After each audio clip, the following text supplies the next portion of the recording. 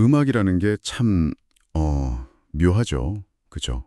조각이나 그림은 딱 보면 저걸 본땄구나 싶은데 음악은 그런 게 없잖아요. 그러니까 아름다운 형식들, 멜로디 같은 거요. 대체 어디서 오는 걸까요? 네, 정말 근본적인 질문이에요, 그게. 그래서 오늘 저희가 루돌프 슈타이너의 강연록, 그 발췌본을 좀 가지고 와봤습니다. 슈타이너. 네. 이분의 관점을 통해서 음악의 본질, 그리고 이게 우리 인간 경험이랑 어떻게 연결되는지 좀 깊이 파고 들어가 보려고요. 네, 좋습니다. 단순한 소리 조합, 그 이상을 본다는 거군요. 그렇죠. 슈타이너는 음악을 훨씬 더 뭐랄까 깊은 차원에서 봤어요. 어쩌면 우리가 잊고 있던 어떤 영적인 세계의 메아리일 수 있다. 뭐 이런 이야기까지 하거든요. 영적인 세계의 메아리요. 와, 시작부터 흥미로운데요. 그게 슈타이너의 핵심 주장 중 하나랑 연결되는 거죠. 그 깊은 잠, 꿈 안 꾸는 잠 상태랑 관련이 있다는 거예요. 네, 맞습니다. 아주 정확히 보셨어요.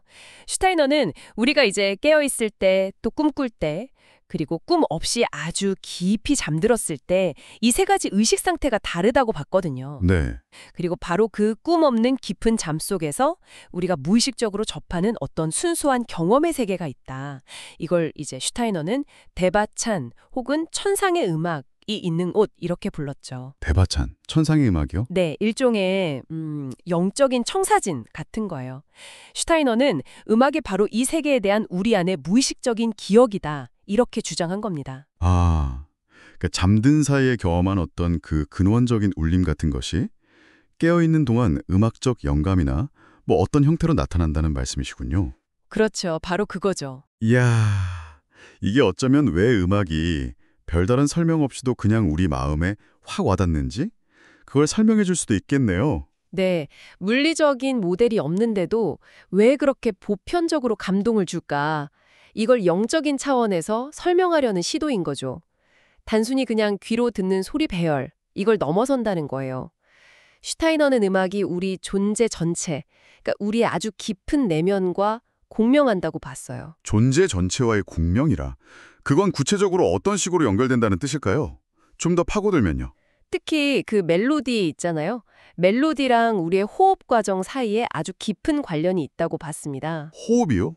숨 쉬는 거랑요? 네, 숨을 이렇게 들이쉬고 내쉬고 하는 그 생명의 리듬 자체가 음악, 특히 멜로디를 우리가 느끼는 방식의 바탕이 된다는 거예요.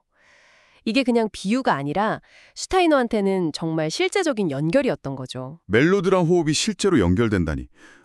그럼 혹시 우리가 흔히 장조는 밝고 단조는 좀 슬프고 이렇게 느끼는 거 있잖아요. 그것도 혹시 호흡이랑 관련이 있을 수 있을까요? 아, 네, 정확해요. 바로 그 지점입니다. 슈타이너는 한 걸음 더 나아가서 장조와 단조 음악에서 느껴지는 분위기 차이가 있잖아요. 이게 개인의 기질, 그러니까 체질 같은 거요. 더 파고들면 무의식적으로 산소를 들이마시는 방식, 또 이산화탄소를 내보내는 방식의 어떤 선호도 차이, 이것과 연결될 수 있다. 이런 아주 흥미로운 주장을 했어요. 네, 숨 쉬는 방식의 선호도요? 네. 뭐랄까 어떤 기질의 사람은 들이마시는 숨에서 더 강한 생명력을 느끼고 또 다른 기질은 내쉬는 숨에서 더 어떤 해방감 같은 걸 느낀다는 거죠. 와, 이건 정말 생각도 못 해본 관점이네요. 그럼 우리가 특정 음악에 막 끌리거나 아니면 어떤 음악은 좀 불편하게 느끼는 게 그냥 감정이나 취향 문제만이 아닐 수도 있다는 거네요? 그렇죠. 우리 몸의 아주 근본적인 리듬, 그러니까 숨 쉬는 방식하고 연결될 수도 있다는 거잖아요. 와, 그럼 당신이 무심코 좋아하는 그 음악이 실은 당신의 아주 깊은 내면, 그 생명력이랑 공명하고 있을 수도 있다는 거네요. 네, 바로 그 개인적인 기질과 음악적 선호 사이의 깊은 연결 가능성. 이게 슈타이너 관점이 아주 독특한 점이죠. 자신의 호흡을 한번 느껴보면서 음악을 다시 들어보는 것도, 재미있는 경험이 되겠네요. 네, 충분히 그럴 수 있습니다. 그런데 아까 잠깐 언급하셨는데, 슈타이너는 우리가 음악을 경험하는 방식 자체도 시대에 따라 변해왔다고 봤다면서요. 고정된 게 아니라 뭐, 진화했다 이런 건가요? 맞습니다. 이것도 굉장히 중요한 부분이에요. 단순히 음악 스타일이 변했다 이걸 넘어서요. 특정 음정 있잖아요. 뭐 7도, 5도, 3도 같은 거요. 이런 음정에 대해서 인류가 내면적으로 느끼는 경험 자체가 의식의 발달과 함께 진화해 왔다고 봤어요. 아, 음정을 느끼는 경험 자체가요? 네. 예를 들면 아주 먼 옛날 아틀랜티스 시대 사람들은 7도 음정을 들으면서 어떤 종교적인 경외감 같은 걸 느꼈다는 거예요.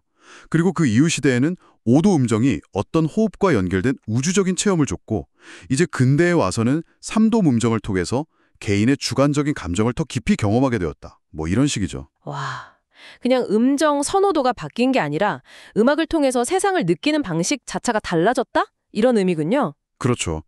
마치 인류 의식의 어떤 성장 앨범을 음악을 통해 들여다보는 느낌이랄까요? 네, 그렇네요. 음악이 그냥 박제된 어떤 형식이 아니라 살아있는 인간 경험이랑 같이 계속 변하고 발전하는 유기체 같다는 거네요. 정확합니다.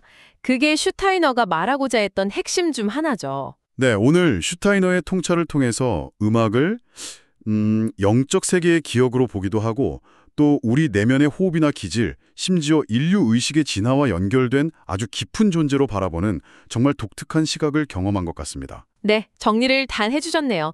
슈타이너는 결국 음악이 단순한 소리 배열을 넘어서 어쩌면 보이지 않는 세계의 희미한 반영일 수 있다. 이런 가능성을 우리에게 열어준 거죠. 그래서 마지막으로 당신에게 그리고 듣고 계신 모든 분들에게 질문을 하나 던져보고 싶어요. 만약 음악이 정말 귀로만 듣는 게 아니라 그런 보이지 않는 현실을 메아리 같은 거라면 당신이 음악을 느끼는 방식, 당신의 경험은 어떻게 달라질 수 있을까요? 당신의 음악적 체험이 귀를 넘어선다면 그건 과연 어떤 모습일까요? 정말 깊이 생각해 볼 만한 질문이네요. 오늘 저희와 함께한 이 이야기가 당신의 음악 감상에 뭔가 새로운 질문 또 호기심을 더했기를 바랍니다. 다음번에도 저희는 또 흥미로운 자료들 속에서 더 깊은 이야기들을 함께 나눠보도록 하겠습니다.